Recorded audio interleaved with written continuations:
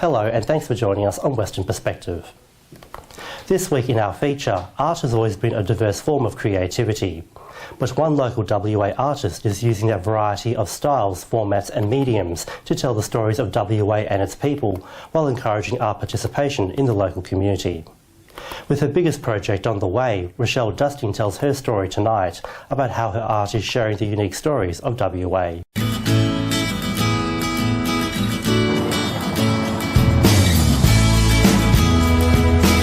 I think art enables conversation.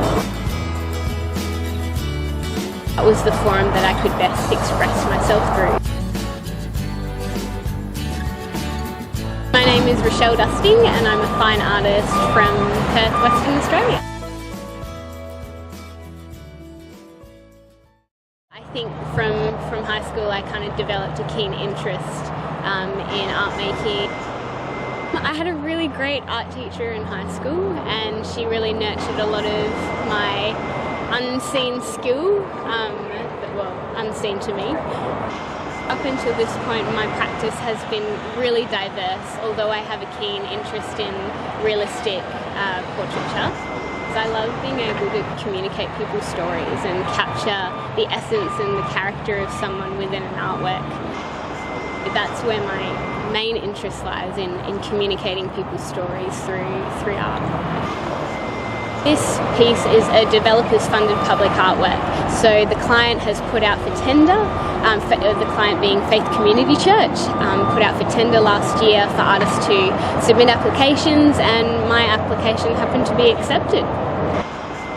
The project is titled Close to Home, which is a little bit of a metaphor for my experience in growing up in the city of Canning. The design will display local banksia, local eucalyptus leaves, and also the highlight, which will be the red-tailed black cockatoo, which is actually an endemic species, and it's local to the area.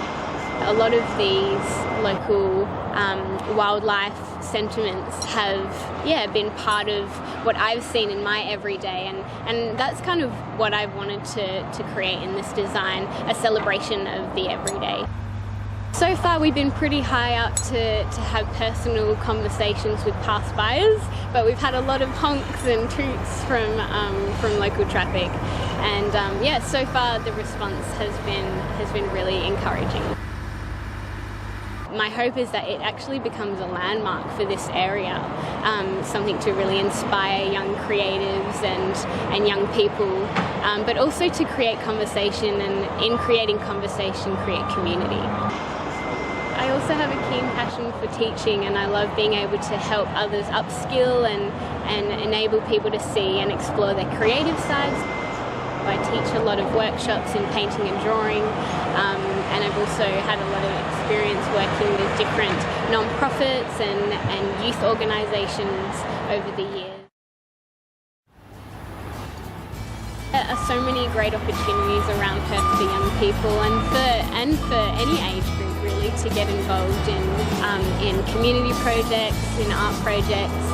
It was something that enabled me to communicate my ideas and my beliefs and my opinions. Not everyone, might enjoy it, but hopefully the public will really have an appreciation for the design, the colour. Everything has a lifespan, but the hope is that the artwork will be up here for the generation to come. And that's all the time we have for this week. We'll see you next time, but for now, it's back to you, Ivan and Danielle.